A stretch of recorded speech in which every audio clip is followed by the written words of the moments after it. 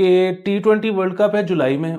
हमारा अभी तक वाइस कैप्टन कौन होगा ये डिसाइड नहीं हो सका, लेकिन नायब वजीर आजम डिसाइड हो गई। Deputy deputy. अच्छा, ये जो डिप्टी वाला मामला है, ये अगेन डिप्टी की क्या जरूरत पड़ी है? कोई आईनी रोल तो है नहीं।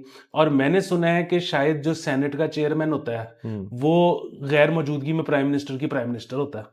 स्पीकर भी बन सकता है अपेरेंटली। अच्छा, वो इस किस्म का रूल है। बिल्कुल ठीक है। अच्छा, दूसरे एक और चीज ये कि ये जो सारे हैं ना कि गैर मौजूदगी वाले जो क्लॉजेज हैं, ये उस दौर के हैं कि किसी एक मुल्क के बादशाह ने किसी दूसरे मुल्क में जाना है तो वो बहरी जहाज पे चढ़ गया है, तो अब 40 दिन जो है उससे राब्ता ही नहीं हो सकता। अब वो किधर?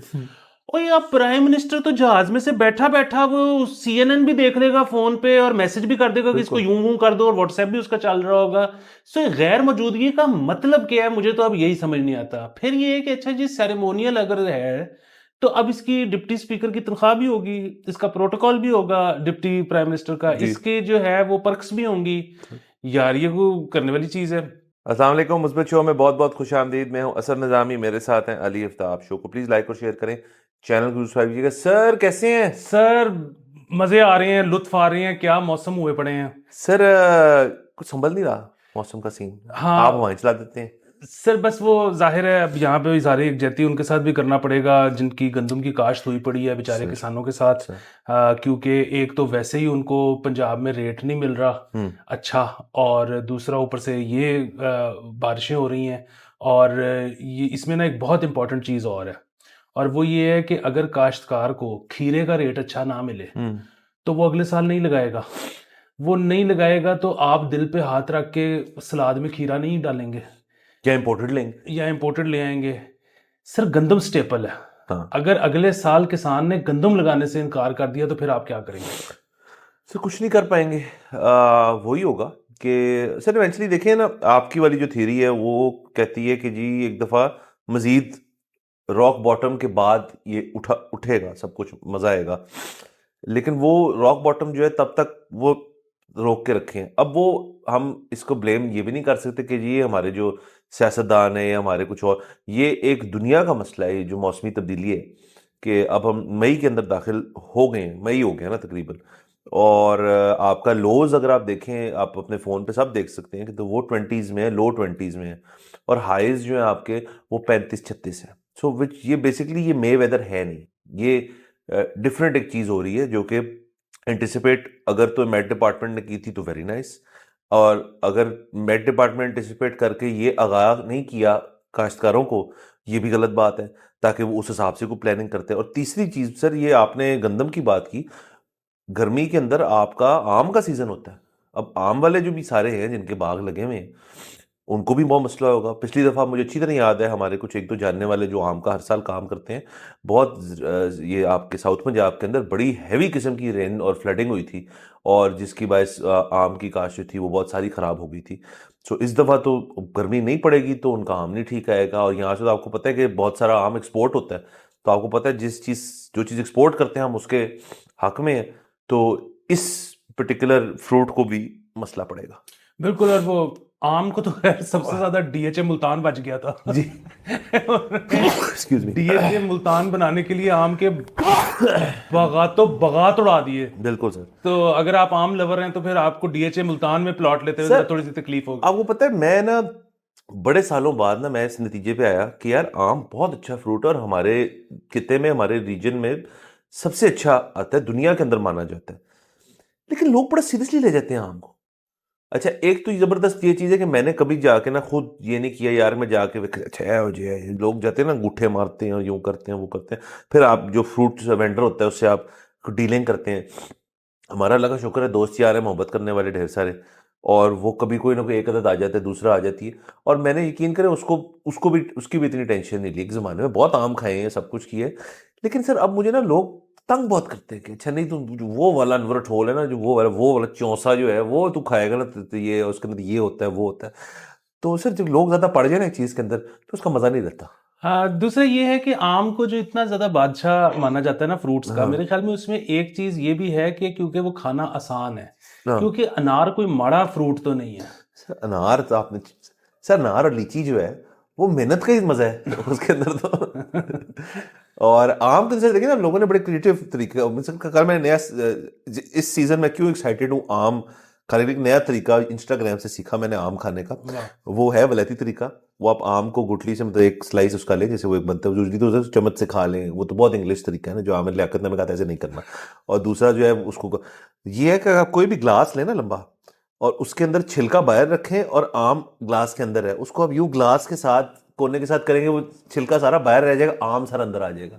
वाह। सिर्फ इसको ट्राई करने के लिए, सर शो भी करेंगे, सर ट्राई करने के लिए, थ्योरी ट्राई करनी है, बाकी कोई सिर्फ तो हो जाएगा, सिर्फ मुझे ये कि उसकी छिटे ना सारे कैमरों पे आ रही हैं। ऐसे ही हो सकता है। और बाकी सर बस सर मैक्सिको वाले भी एक मजेदार चीज करते हैं, वो आम के ऊपर लाल मिर्च डाल के। वाह, हाँ। सर वो हर चीज में लाल मिर्च डाल देते हैं। बाकी सर आम का सिर्फ ये है कि थोड़ा सा मतलब लोग जिनको पसंद है जरा हैंड इन्वॉल्व करके खाना खाना खाने का, वो जरा ज्यादा होते हैं उसके ऊपर कि मैं आम खाऊं भी तो मैं लोगों को बताऊं। और सर ये मैं आपको वैसे बात, किसी के हाथ में ट्रू नेचर देखनी है ना, उसको एक आम दे दो और एक छुरी दे दो, और आप पता कर सकते हैं कि जिस तरह वो आम खाता है ना, आप उसकी सारा कुछ पता चल जाएंगे कि ये कहाँ से आया है बंदा। बिल्कुल। और वैसे तो मुकाबले में कोई चीज़ नहीं खानी चाहिए, लेकिन अगर आपने खाना ही हो तो वो आम बेशक खा लें, क्योंकि हम पहले भी कई दफ़ा ये पब्लिक सर्विस मैसेज दे चुके हैं। किन्नू जो लोग खाते हैं ना मुकाबले में, तो 60 एक किन्नुओं के बाद किडनी फेल हो जाती है। तो और इस पे कई लोग अपनी जान से हाथ धो सर बैठे हैं। 60 किलो सर एक बंदा? मुकाबले, हाँ हाँ, मुकाबले में खाते हैं ना। अच्छा अच्छा, नहीं ना करें मुकाबला और चीजों का मुकाबला, ऐसे जिम में कर ले मुकाबला, और चीजों में कर ले। खैर सर आगे चलते हैं। क्रिकेट की दुनिया से कल के रोज जबरदस्त तरीन खबर आई है कि हमारा जो कोचिंग का स्ट्रक्चर है वो फाइनलाइज हो गया। मोहसिन नकवी साहब ने बकायदा खुद अनाउंस किया है प्रेसर के अंदर बैठ के कि गैरी कर्स्टन और जेसन गिलेस्पी, जैसे आपने शो पे फरमाया था कि वो दो फाइनल हो रहे हैं, तो गैरी कर्स्टन हमारे वाइट बॉल कोच होंगे, Jason Gillespie red ball coach होंगे, और अजहर महमूद जो हैं वो हमारे हैं assistant coach for all formats. तो ये भी अच्छा है। गैरी कर्स्टन जो है वो हमें इस वक्त जो वर्ल्ड कप होने को जा रहा है वो, उसके बाद एशिया कप, फिर उसके बाद मेरे ख्याल में आपकी जो चैंपियंस ट्रॉफी है, फिर उसके बाद 2026 का जो अब इस 2 साल बाद जो वर्ल्ड कप होएगा T20 का, उस तक हमें वो लेके जाएंगे। जो गिलेस्पी साहब है वो अभी हमारी बांग्लादेश से एक होम सीरीज है, इंग्लैंड से होम सीरीज है टेस्ट की, और उसके बाद हम जो है साउथ अफ्रीका जा रहे हैं टेस्ट सीरीज खेलने। और ज़ाहिर ये टेस्ट वर्ल्ड कप जो है वो भी शुरू हो रहा है, पिछला वाला तो आई थिंक खत्म हो चुका है, अब नया उसका पॉइंट सिस्टम के तहत चलेगा। तो दोनों तरफ हमें लीड करने के लिए दो बड़े ज़बरदस्त लोग आए हैं। अब अल्लाह करे हम इनको रिटेन कर पाएँ, इनसे कुछ ले सकें, निचोड़ सकें इन सबको, और कोई टीम के अंदर बेहतरी आए। सिर्फ मेरा एक सर ये कंसर्न है कि बहुत close to the world cup coaches नया आ रहा है, तो जरा बॉयज को भी टाइम लगता है जेलें होने में।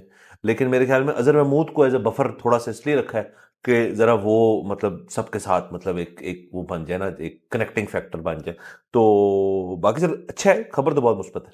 बहुत मुस्बत खबर है। गैरी कस्टन के जो क्रेडिट पे ना एज कोच बड़ी अच्छी चीज़ें हैं। इन्होंने एक टीम अभी आईपीएल आईपीएल में है में ना वो। जितवाई भी है। आया। दूसरी चीज़ ये है कि जो इसमें सबसे अच्छी बात है वो है अजहर महमूद। अजहर महमूद का हमने एक तो ये देखा है कि रिसेंटली उनके जो बयानात आए हैं ना, वो मॉडर्न जो क्रिकेट है उसके साथ बिल्कुल चल रहे हैं। दूसरा या तीसरा मैच था जिसमें बाबर आजम ने कहा जी कि हमारा रन रेट ठीक था, बैटिंग हमारी ठीक थी मिडिल ऑर्डर ओवर्स में। उन्होंने कहा जी ऐसी बिल्कुल कोई बात नहीं है, हम स्लो खेलें। सो वो बात समझते हैं। फिर अजहर महमूद उन शुरू के प्लेयर्स में से हैं जिन्होंने पूरी दुनिया की लीगें खेल के अपना एक्सपीरियंस बनाया था। तो ये एक बड़ी इंपॉर्टेंट चीज़ है। फिर ये आपने जैसे साउथ अफ्रीका का जिक्र किया, साउथ अफ्रीका के खिलाफ आपको याद है हम बड़ा फ्लॉप होते होते थे, लेकिन अजहर महमूद चलते थे। तो वो बड़ी अच्छी चीज़ है। गिलिस्पी की जहाँ तक बात है, मुझे नहीं पता कि उनके क्रेडिट पे कोचिंग में क्या कुछ है, लेकिन बड़े शानदार प्लेयर थे। उनका जो वाहिद बेसिकली वही वह है कि आप उनका रिकॉर्ड निकाल के देखें तो आपको पता लगेगा कि वो कितने बड़े बॉलर थे। उस दौर में वो उस तरह से नहीं हीरो बन सके, उसकी वजह ये कि उस हीरोज दौर, बहुत थे। हाँ मतलब एक तरफ से मगरॉ आ रहा है, एक तरफ से शेन वॉर्न आ रहा है, एक तरफ से ब्रेटली आ रहा है, फिर एक तरफ से आप पाकिस्तान के साथ खेल रहे हो तो वसीम आ रहा है, तो शोएब आ रहा है, तो वकार। सकलैन आ रहा है, तो वकार। तो किसी को अंदाजा नहीं हो, गिलिस्पी बहुत बड़ा बॉलर था। सर बहुत बड़ा सा, और आपने जो जिक्र कर दिया जिन नामों को, ये golden era of fast bowling and spin bowling, मतलब देखिए सकलैन, मुश्ताक, वॉन, ये सारे जो हैं इस जमाने के बॉलर हैं और ये बेस्ट माने जाते हैं। तो बाकी सर उसका ये है कि आपने ही जैसे अभी कह दिया कि ये दोनों गैरी कर्स्टन और गिलेस्पी जो हैं ये कोचिंग के अंदर भी कुछ कर चुके हैं। और गैरी कर्स्टन का मैं बल्कि पढ़ा था अभी आईपीएल में है, वो जब तक आईपीएल चल रहा है तब तक वो वहाँ है, उसके बाद यहाँ आएंगे तो वो बिल्कुल ही क्रंच टाइम के अंदर पहुंचेंगे हमारे बॉयज के पास। और फिर वो मैं तो सोच रहा हूँ कैसे वो कोचिंग कराएंगे, क्योंकि ये तो बस आया खड़ा है हमारा जो है। सर नहीं, अच्छी बात है कि वो बिल्कुल देखिए, एक बंदा जो किसी टूर्नामेंट से होता हुआ आ रहा है ना, वो आप ये देखिए कितना एडवांटेज होगा कि वर्ल्ड कप जिन प्लेयर्स ने खेलना है वो उन सबको देखता हुआ आ रहा है, हाँ। उनकी सारी स्ट्रेंथ्स, उनकी सारी सारे तो वीकनेसेस। आईपीएल में गए हुए। एग्जैक्टली अच्छा, एक और जो पाकिस्तान को बहुत एज हो सकता है वर्ल्ड कप में, जो कि इंडिया को नहीं होगा, वो ये कि पाकिस्तान के कुछ लड़के ऑल अराउंड खेलते रहे हैं, जिसमें से वो सीपीएल भी खेलते रहे हैं, कैरिबियन लीग।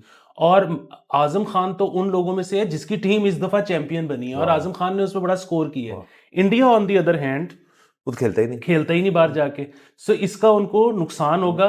सो अमेरिका वाला लेग तो सबके लिए बराबर है, वेस्ट इंडीज वाले लेग में पाकिस्तान को एडवांटेज है। बिल्कुल सर, अमेरिका वाला लेग इसलिए सब बराबर है क्योंकि वो एक नया स्टेडियम, नई पिच है, एडलेट पिच है, कह रहे हैं बना रहे हैं उसको, मिमिक करेंगे, फर्क नहीं पड़ता, क्राउड डिफरेंट, जगह डिफरेंट, सबके लिए न्यू एक्सपीरियंस है वो। बल्कि इंटरेस्टिंग इस वजह से कि सब वो टीम टू टीम मैच है, उसमें एटमोस्फेयर का इतना रोल ही नहीं है। हाँ, कैरिबियन में है। बिल्कुल कैरिबियन में है। अच्छा, वहां पे अमेरिका में सिर्फ ये है कि आई डोंट नो कि इस लेवल पे जाके प्लेयर्स क्राउड का प्रेशर लेते हैं नहीं लेते, क्या होता है। मतलब वही बात है ना, ये लड़के तो अहमदाबाद में जाके इंडिया वर्सेस खेलते हैं, तो इनको अमेरिका में कितना को प्रेशर हो जाएगा। बट आपको जाहिर है अमेरिका में इंडियन क्राउड ज़्यादा मिलेगा, ख़ास तौर पे पाकिस्तान इंडिया टाइप मैचेस जो हैं जिनकी टिकटें बहुत महंगी वो होंगी। इंडियंस लेंगे ज्यादातर। इंडियन ज़्यादा लेंगे, वो ज़्यादा अमीर होते हैं, हाँ। हमारे कम अमीर होते हैं तो वो कम लेंगे। हमारे आ जाएंगे सर, न्यू जर्सी से बॉयज पहुंचे काफी पहुंच जाएंगे सर हमारे बॉयज ना बाहर तो बहुत खड़े होंगे, ग्राउंड के अंदर पहुंच जाए ना। सर बाकी दूसरा, आप ऑफ द कैमरा मुझे एक और बात भी बता रहे थे, वो थ्योरी भी जरा पेश करें जिसमें आपने कहा था कि काश ये दो कोचेज जो हैं ये अंडर 19 को कोच करें, वो जरा बताएं बात। सर वो ये है कि ये डिबेट है, अप फॉर डिबेट है। मेरा ये ख्याल है कि डिबेट हम करते नहीं है इस मुल्क में, ये आपको पता है। कि अब ये जाहिर है कि जो आपका रेवेन्यू बनता है वो तो नेशनल साइड बनाती है, ठीक है, लेकिन आपके जो निचली साइड्स होती हैं अंडर 19 वगैरह, वो भी आती तो अंडर पीसीबी ही हैं। सो अब अगर रेवेन्यू नेशनल साइड बना भी रही है, लेकिन हम उसको लगा अगर नीचे दें तो उसमें कोई मजायका नहीं है। सो यही आपके जो लोकल कोचेज हैं वो आपकी नेशनल साइड को के साथ हो सकते हैं, और आपके जो फॉरेन कोचेज हैं इनको अगर हम लगा दें अंडर 19 में, सो वही बात कि वो बच्चे 19 साल से छोटे जब इनसे सीखेंगे तो वो जब तक नेशनल साइड में आएंगे, नेशनल साइड पे आते आते आपकी आदतें पक्की हो जाती हैं। यस। सो ये भी एक दफा कंसिडर करना चाहिए कि इस तरह हो सकता है शायद।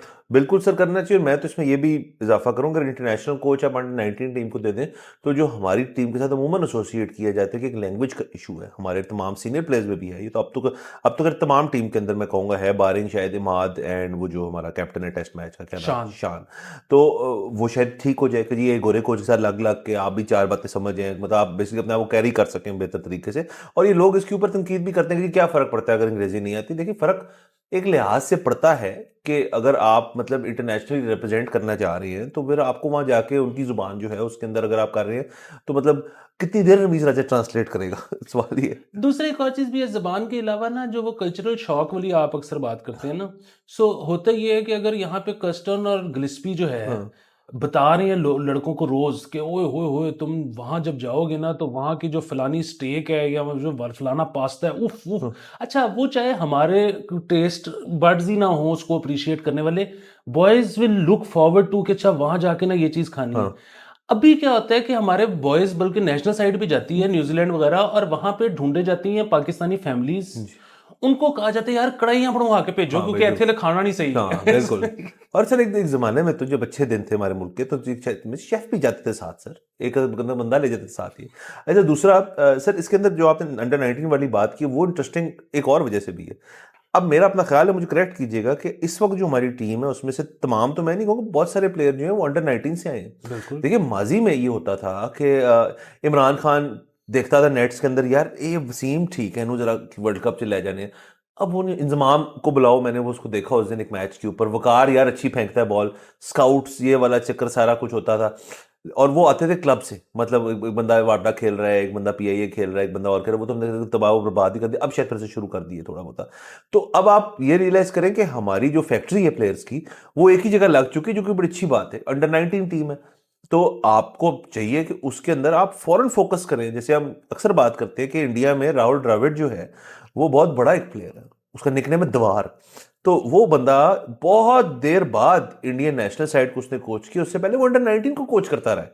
और बहुत सारे प्लेयर जो हैं जो नेशनल साइड में आए हैं वो द्राविड के वो उससे आए हैं कि जी चल तू भी आजा आजा। तो ये यहाँ पे भी हो सकता है जैसे आपने कहा। हमने ये सुनी थी बात, पता नहीं इसमें कितनी हकीकत है, कि शायद उसको ड्रेविड को पहले भी ऑफर थी कि उससे अंडर 19 से ऊपर किसी जगह पे कोच हाँ। करने की। उसने खुद कहा कि नहीं, मुझे आप अंडर 19 का कितनी लगा बड़ी देना। बात है ये सर ये। कितनी बड़ी बात है। दूसरी चीज, अब जाहिर है वैसे तो किसी भी शख्स के लिए इससे ज्यादा ऑनर की क्या बात हो सकती है कि वो किसी भी मुल्क की नेशनल साइड को कोच कर रहा है, हाँ। किसी भी मुल्क की। और खासकर फॉर्मर प्लेयर होकर। हाँ। लेकिन मैं ये कह रहा हूं कि अगर हम ये पूरी कोचिंग का स्ट्रक्चर ही बदल दें कि जाहिर है नेशनल साइड की टीम को ज्यादा पैसे मिलते हैं, अंडर 19 टीम के कोच को कम पैसे मिलते हैं, अगर हम इसको स्विच कर दें कि अंडर 19 टीम के कोच को सबसे ज्यादा पैसे मिलेंगे, तो मेरे ख्याल में बड़े बड़े प्लेयर मान जाएंगे कि ठीक है हम आके बच्चे ट्रेन करते हैं। हाँ, बड़े बड़े मान भी जाएंगे, उतने ही पैसे मिल जो नेशनल टीम में जैसे आपने कहा कि तब तक पक्के हो जाती हैं आते। और जो पक्की आते हैं उनके लिए हमारे पास बहुत लोग हैं, जवेद मियांदाद हमारे पास सर, ये अजहर महमूद, किसी को भी आप उठा के रखते हैं, एक सीनियर प्लेयर जिसकी प्लेयर्स हल्की फुल्की इज्जत करते हैं, सबकी करते होंगे बट ज्यादा भी नहीं, मतलब वो कहते हैं ठीक है। शुएब अख्तर को रखते हैं डांटने के लिए, पकड़ा के छोटी चाल भी दौड़, क्या कर रहा होता है भागो। सर ये वैसे ना मुझे आपको पता है कि बहुत छोटा स्टिंट था जावेद मियांदाद का, आपने जिक्र कर दिया, उसका बहुत छोटा स्टिंट था लेकिन एज अ कोच, लेकिन पाकिस्तान मेरे ख्याल में बड़े अच्छी परफॉर्मेंस थी उसकी। अच्छा, उसके खिलाफ सुना बहुत ज्यादा प्लेयर्स यूनाइट हो गए थे कि जी इनको निकालें, हमने इनके साथ नहीं करना। और जो गिला था ना हम तक जो पहुंचा था वो ये था कि जी गंदी गालियां निकालते हैं। यार ये वैसे पता नहीं क्यों अब के लोग और काफी अरसे से लोग जो है इसको सीरियसली ले गए, जज्बाती हो गए। गाली तो एक कल्चर है का हिस्सा है, हमारी गाली के बगैर तो कुछ भी नहीं होता। कल्चर का हिस्सा है। दूसरा सर, लोग कंफ्यूज हो गए।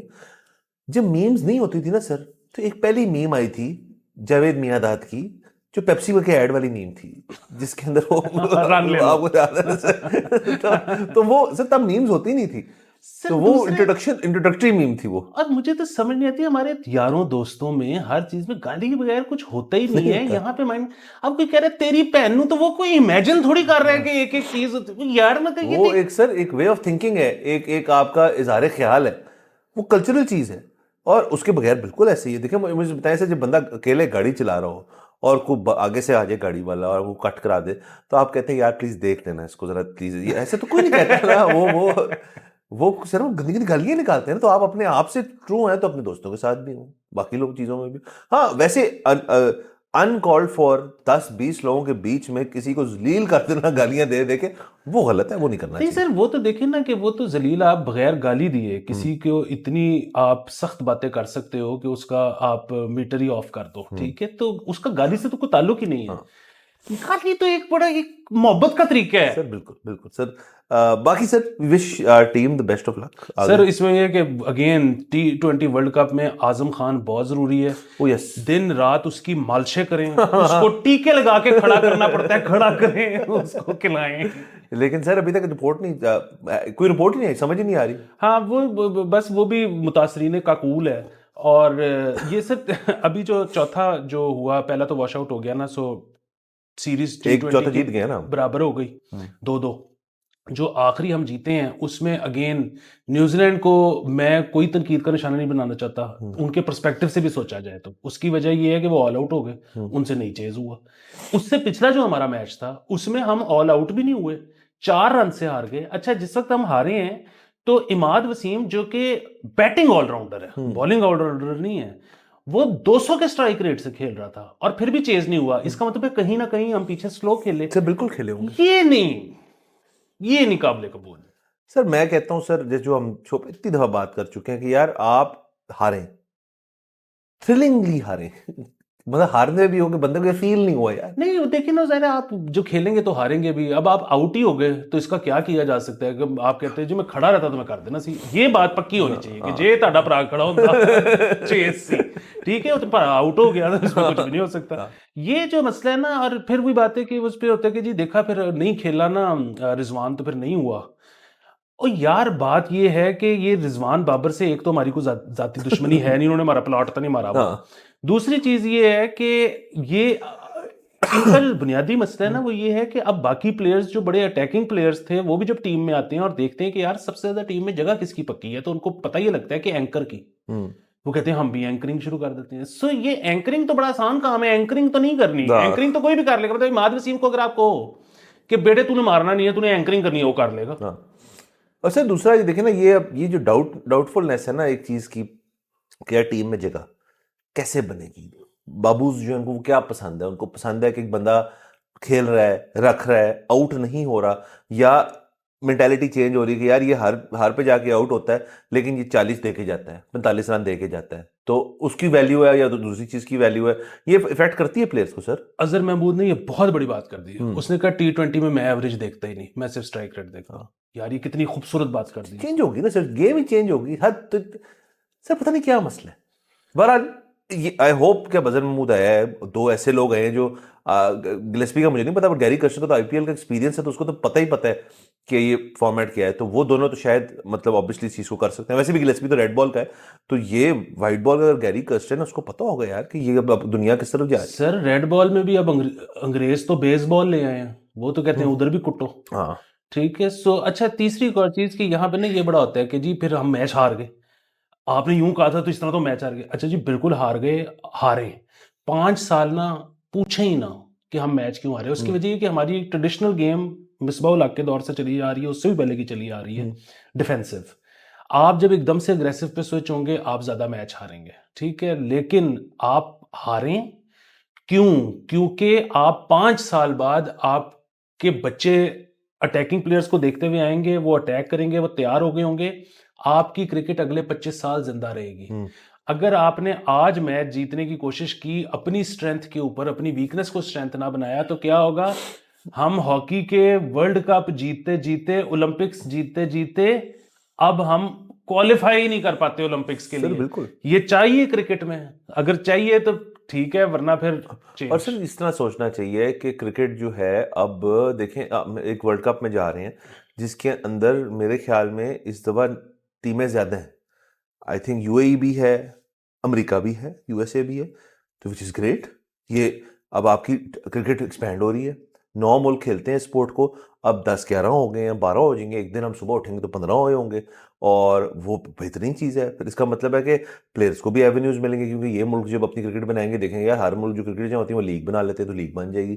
तो ये अब क्रिकेट ने एक्सपैंड करना है, एक ग्लोबल स्पोर्ट की तरफ जा रही है, क्रिकेट बन रही है। अगर यूएसए ने अडॉप्ट कर ली है एक चीज को, तो बहुत जल्दी जो यूएसए की फैक्ट्री है उसको बना लेगी चाइना, खेलना शुरू कर देगा क्रिकेट। बिल्कुल। अच्छा, फिर आप ये देखें कि यहाँ पे अजाब बन जाता है जब प्लेयर्स जाते हैं किसी को लीग खेलने, और वो उसमें होता है कि तुम्हें वतन से मोहब्बत नहीं है और फलाना ढमकाना। न्यूजीलैंड वाले आईपीएल खेलने गए हुए हैं, उनकी ये बी-सी टीम आई हुई है, न्यूजीलैंड को कोई मसला ही नहीं हुआ, उनका कोई प्लेयर सेंट्रल कॉन्ट्रैक्ट ही साइन नहीं कर रहा, न्यूजीलैंड को कोई प्रॉब्लम नहीं है। अगेन उसकी वजह से ही जिनके सी प्लेयर हैं ये सीरीज पाकिस्तान में टाई करके गए हैं। सो क्योंकि जो उनके टॉप प्लेयर्स हैं उनको भी एक्सपोजर मिल रहा है, जो टॉप प्लेयर्स नहीं है उनको भी एक्सपोजर मिल रहा है। आप जो अपने प्लेयर्स बचा बचा के रखे जा रहे हैं, इनको जाने दो। बाबर जाता है जाए, जहां खेलना खेले। शाहीन जाता है जहां खेलने जाए। आपके इस वक्त जो 2 प्लेयर्स टीम में आए हैं अभी अभी जिन्होंने कम बैक किया है, इमाद और आमिर, किस तरह कम बैक किया है? पूरी दुनिया में लीग्स खेल के उन्होंने कहा जी ये देखो रिकॉर्ड, खिलाना है कि नहीं, आ जाओ जी। तो खेलने दे सबको सर, बिल्कुल सबको खेलने दे, और लीग जितना लीग खेलेंगे उतना एक्सपोजर। दूसरा सर एक चीज देखें, अगर तो देखें ना कोचिंग में आपको बाकी चीजों में खाना पीना किटें सब कुछ में एक बुनियादी तौर पे खर्चा होता है, हर प्लेयर का एक अपना लेजर होता होगा जिसपे उतना खर्चा करते हैं। जब प्लेयर लीग खेलने जा रहा है किसी और मुल्क में किसी और लीग में, तो वो खर्चे से उस देर के लिए आप अब्जॉल्व हो जाते हैं। वो लीग उठाएगी या वो टीम उठाएगी, उस टीम का मालिक उठाएगा, वो इन्वेस्टमेंट करेगा, उसकी फिटनेस ट्रेनिंग डाइट सब कुछ वो इन्वेस्टमेंट करेगा, टीएडीए। दूसरा अभी हमें पता है ना, ये तो कोई इसमें तो सीक्रेट वाली बात ही नहीं होती, बोली टीवी पे दिखाई जाती है। आजम खान को पिछली लीग का जो है वो यूएई वाली का $1.5 लाख मिला है, शाहीन को $2 लाख मिला है। हम आपको भी पता है, मुझे भी पता है, एफबीआर को भी पता होना चाहिए। आप देखो कि वो $2 लाख पाकिस्तान आया या अमेरिका के अकाउंट में गया। पाकिस्तान आया तो बल्ले बल्ले इनकी पपियां लो। सर बिल्कुल पपिया ले। और सर ये विन विन सिचुएशंस हैं, हम पता नहीं क्यों इसको। सर असल में जो न्यूजीलैंड वाला आपने एग्जांपल दिया, न्यूजीलैंड है बड़ा छोटा सा मुल्क है, मतलब देखिए ना सर, एवं ही सा मुल्क है ना, मतलब यहाँ किसी से पूछने सर शहर क्या होता है? सर शहर होता है लाहौर, कितने लोग हैं जी? 2 करोड़। सर ये क्या छोटा सा। मजाक कर रहा हूँ मैं, सरकास्टिकली कह रहा हूँ, बट सो वो जिस तरह उनकी है ना कि यार छोटे सुकून चिल लोग है वो, उनका जो कौन सा उनका जो कैप्टन हंसता रहता है बस, जो मर्जी चपेड़ मार दो हंसता रहेगा वो। तो वो यहाँ पे तो ऐसे नहीं है ना, बाबर आजम को भी आपने देखा है सर फील्ड में गुस्सा। तो सर एक टीम जो है एक मुल्क की अक्कासी करती है, तो वो इस तरह से सेंट्रल कॉन्ट्रैक्ट में यहाँ लोग ज्यादा जज्बाती हैं। प्लस यार यहाँ पे सर वो अनफॉर्चुनेटली क्रिकेट के अंदर भी और बाकी सियासत के अंदर भी और दीगर चीज़ों के अंदर जो कीबोर्ड वॉरियर्स हैं वो बेताश हैं। मतलब किसी ने शायद ना खेली हो, या ये भी होता है कि अच्छी खेली ना हो तो अच्छी देखी बड़ी होती है लोगों ने क्रिकेट, जिसके ऊपर बात कर सकते हैं यार कि मुझे स्टैट्स का पता है, इस चीज़ का पता है, तो उसके ऊपर बात कर लें फिर। लेकिन लोग जो है वो कहते हैं, वो अपर केस लगाते हैं और कहते हैं तेरी, तो ये सर बड़े मसले बात होनी चाहिए। बात होनी चाहिए। बाला सर आई थिंक टाइम है थोड़ा सा, तो जी बिल्कुल है, एक और खबर कर लेते हैं, बिल्कुल। बल्कि वो एक ही खबर में दो पैक कर देता हूँ मैं। वाह। और वो दोनों पैकेबल ने हैं नहीं, लेकिन लोग जो है इसहाक डार और फवाद चौधरी, सो दोनों के इर्द गिर्द खबर एक चली है, बल्कि सर मियां नवाज शरीफ साहब को भी डालने, वाह। तीन लोगों के बारे में बात कर लेते हैं। इसहाक डार साहब और मियां नवाज शरीफ साहब के बारे में पहले कर लेते हैं। वो ऐसे सर के मियां साहब जो है चाइना में इस वक्त, वापसी उनकी है कुछ देर में। आपने ये भी बताया हमें कि शायद वो बरतानिया से होते हुए वापस आई थिंक वो मिस कर रहे हैं वहाँ पे वार्डरोब, तो वो वहाँ से आएंगे।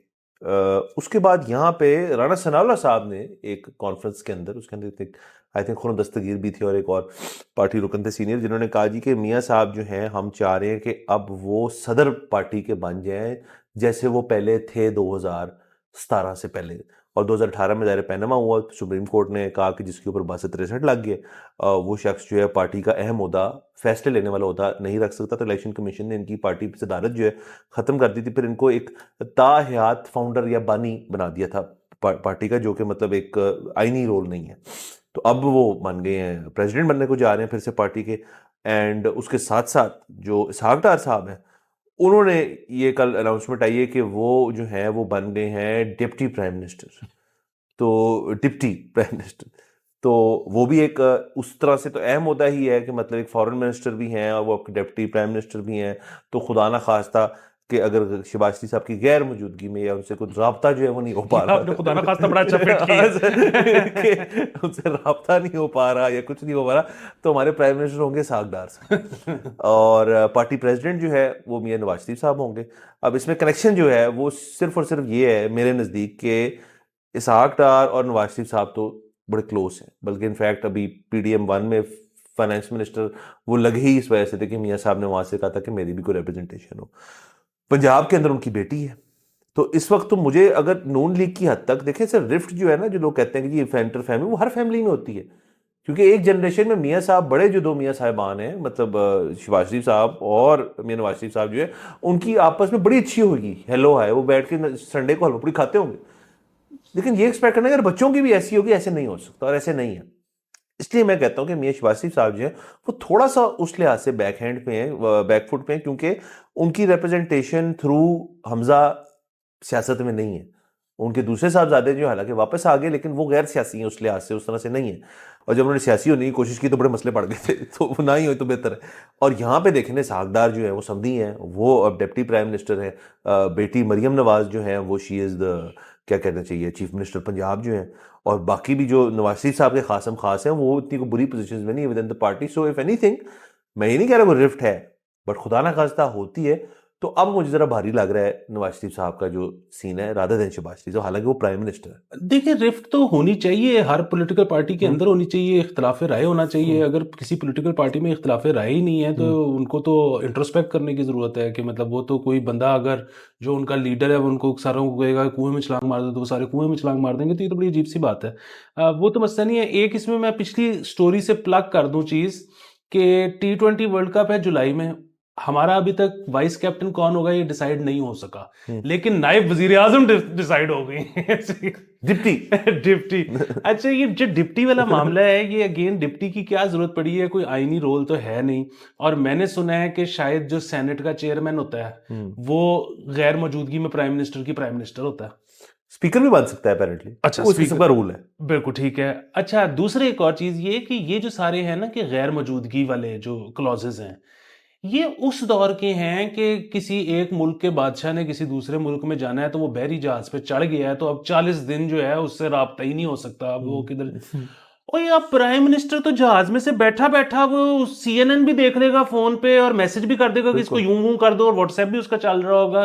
सो ये गैर मौजूदगी का मतलब क्या है, मुझे तो अब यही समझ नहीं आता। फिर ये है कि अच्छा जी सेरेमोनियल अगर है तो अब इसकी डिप्टी स्पीकर की तनख्वाह भी होगी, इसका प्रोटोकॉल भी होगा डिप्टी प्राइम मिनिस्टर का, जी। इसके जो है वो पर्क्स भी होंगी।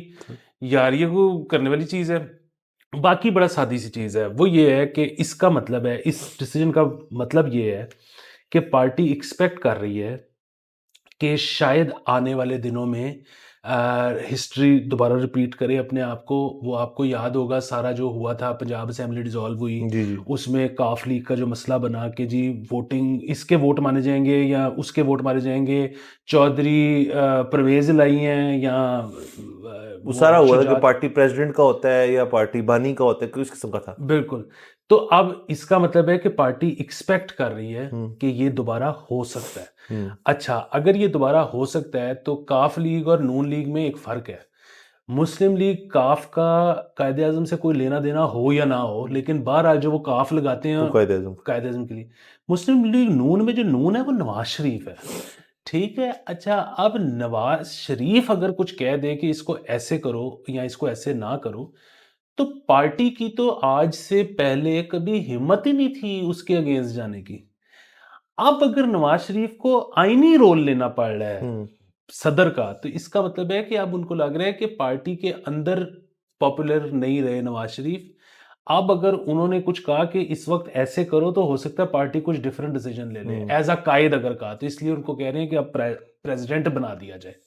सो ये हो गई दो चीजें कि एक तो ये कि जितना लग रहा है ना कि पाकिस्तान की मईशत तरक्की कर रही है, हम्म। पाकिस्तान के मसले हल हो रहे हैं, ये हो रहा है वो हो रहा है, अगर इतना ही सारा कुछ अच्छा हो रहा है तो फिर ये क्यों एक्सपेक्ट किया जा सकता है कि थोड़े दिन बाद ये कट्टा खुल जाएगा। हम्म।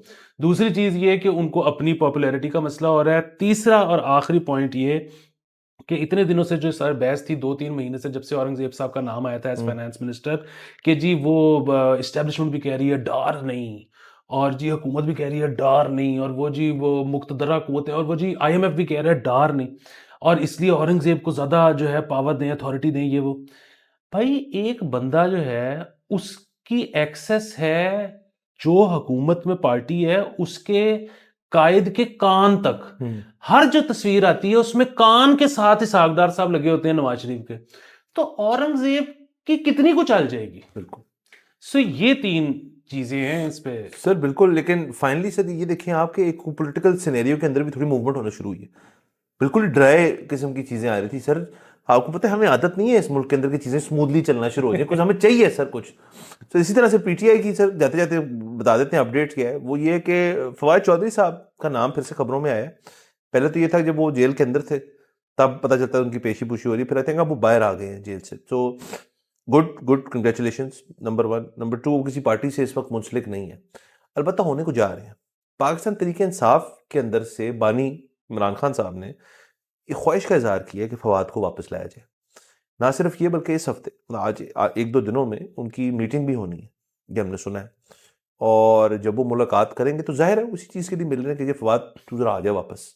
और उसकी सर मेरे नज़दीक बहुत ज़्यादा चीज़ें हो सकती हैं जो उस चीज़ को सराउंड करती हैं। फवाद चौधरी भी तकरीबन हर पार्टी में रहा है, और उसके बाद ये आई थिंक पहली दफ़ा होगा कि एक पार्टी छोड़ के फिर उसके अंदर वापस आ रहे हैं, but first time for everything. और वो बड़ा डिफेंड करते हैं अपनी अपनी जिस पार्टी में भी हो। आप उनके पुराने जो पीपल्स पार्टी के भी बयान ले लें और पीटीआई के भी ले लें, तो वो एक बड़े, मुशर्रफ के ले लें, हाँ काफ के मुझे ले काफ लें। के लिए वो बड़े एक जोन में आके ना डिफेंड करते हैं। तो आई थिंक इस वक्त पीटीआई को इस किस्म के बंदे की जरूरत है जरा, जो जो हर चीज़ कर सके। तीसरी मुझे लगता है चीज़ उसके अंदर ये है कि जो पार्टी के अंदर अपनी एक हुई हुई ना लहदगियाँ हुई हुई हैं कि वकला ने ही पकड़ा हुआ है, सियासतदान तो है ही नहीं कोई पार्टी के अंदर। एक सियासतदान जेल में और बाकी सारे वकला हैं बाहर। मरवत, ये आपका बैरिस्टर गोहर, ये अली जफर, ये सारे जो हैं, उमर अयूब चले कहा जा सकता है एक हद तक सियासतदान है, बट वो जो जो फवाद चौधरी ने सियासत की हुई है या सियासत देखी हुई है इनर सर्कल में रह के पीटीआई के दौर में, वो बड़ी डिफरेंट है देन उमर अयूब।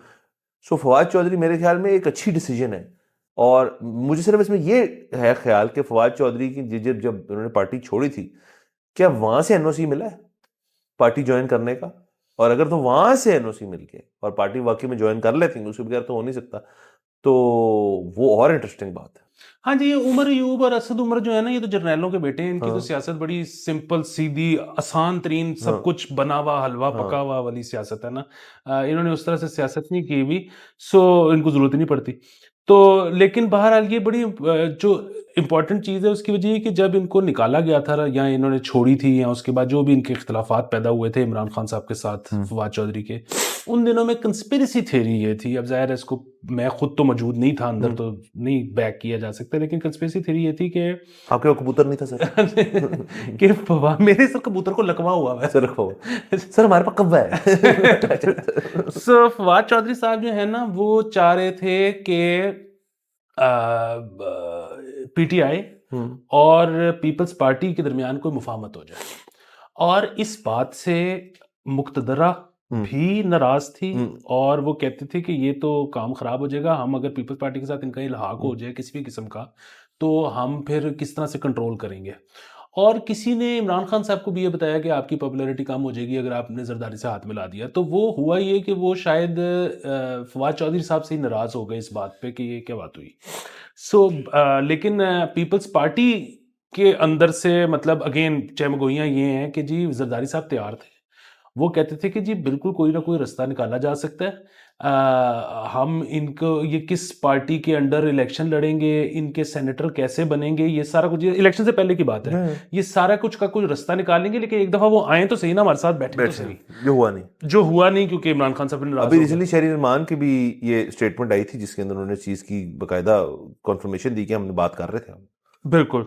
सो अब जो ये आपने खबर दी है ना, इससे एक और चीज के शवाहिद मिलते हम्म हैं कि अब अगर इमरान खान साहब उनको वापस लेने के लिए तैयार हैं, ये आपका बड़ा अच्छा पॉइंट है कि फिर क्या इसका मतलब है कि मुक्तदरा जिसने ग्रीन सिग्नल दे दिया फवाद चौधरी को कि आप ठीक है कर लें, हाँ ये बड़ा अच्छा पहलू है। एक दूसरा इसमें ये भी है कि इसका मतलब है कि शायद अब बानी पीटीआई तैयार हैं मुफाहमत के लिए, क्योंकि उनकी पार्टी से तो रोज बात आती है, लेकिन वो कहते हैं कि जी हम बात करेंगे, मुज़ाकरात करेंगे सिर्फ चीफ ऑफ आर्मी स्टाफ के साथ और सिर्फ आईएसआई चीफ के साथ। लेकिन अब अगर वो फवाद चौधरी को वापस ले रहे हैं, तो शायद को पीपल्स पार्टी के साथ भी वो बातचीत करने के हाँ। लिए और सर राजी हो हमने रहे तो हैं। पहले ही बात की थी कि ये तब अगर कर रहे थे, तब नहीं किया चले वो एक अलग बात है इलेक्शन के फौरन बाद। क्योंकि आप जो मर्जी कर लें, जिस मर्जी वे स्विंग कर लें, बल्ला है बल्ला नहीं, एसआईसी है नहीं है, बाई इलेक्शन में और सीटें नून लीग ले गया, आप जो मर्जी कर लें। इस वक्त आपकी सिंगल बिगेस्ट पार्टी जो है वो तरीके इंसाफ है, जो मर्जी कर लें। और अब नंबर्स भी नहीं इस तरह के हो सकते कि नून लीग और वो जो है वो कर करा के सिंगल नालिश पार्टी बन जाए, वो है ही पीटीआई। सो पीपल्स पार्टी जो है वो अभी नून लीग के साथ है। अगर आप जो कह रहे हैं वो बात सच साबित होती है और वो पीटीआई के साथ या यूं चले जाते हैं, उसके भी ज़रा लीगैलिटी देखनी पड़ेगी। अब तो उस पर भी बहुत तनकीद होती है, सुप्रीम कोर्ट बीच में आ जाता है, बट लेट्स अज्यूम ऐसे हो जाए तो इसमें सिंगल लार्जेस्ट पार्टी नहीं, सिंगल लार्जेस्ट लूजर जो है वो पीएमएलएन होगी। और ये चीज़ मतलब आपको अगर आप विजुअलाइज करें तो इस मुल्क में इससे भी अजीब गरीब चीज़ें हो चुकी हैं और वो हम देख चुके हैं, तो ये कोई इतनी अजीब चीज़ नहीं होगी। बिल्कुल। और फिर आप ये देखें ना कि जाहिर है चौधरी साहब के ताल्लुकात जो हैं वो इस्टेब्लिशमेंट के साथ हमेशा बहुत करीबी रहे हैं। हम्म सो ये भी हो सकता है कि जिस तरफ आपने तवज्जो दिलाई है हम्म कि इमरान खान साहब ये चाह रहे हों कि अब अगर इस्टेब्लिशमेंट के साथ मुज़ाकरात करने हैं, तो वो शायद मरवत शैलबी नहीं के ठीक। नहीं के थ्रू नहीं हो सकते, तो उसके हाँ लिए एक बीच में फवाद चौधरी हाँ एक बने बफर हो जाए। मीडिएटर। हाँ हाँ बिल्कुल। तो सर बाकी सारी बड़ी इंटरेस्टिंग डेवलपमेंट्स हैं, इनको हम जाहिर है मजीद फॉलो करते रहेंगे। विक्ट्री लैप्स लेंगे हम जब हम सही सुरखरू होंगे। और क्रिकेट का ऑब्वियसली मुबारक हो सबको, वो तो बहुत ही मुस्बत, ये भी सब मुस्बत ही है सर, इसमें क्या है, सब बिल्कुल सब बेहतरीन। सब मुस्बत मुझे है। कोई मसला नजर नहीं आ हाँ रहा। नहीं, बाकी हमें इजाजत दीजिए, अगले एपिसोड में इंशाल्लाह फिर मुलाकात होगी। खुदा हाफिज।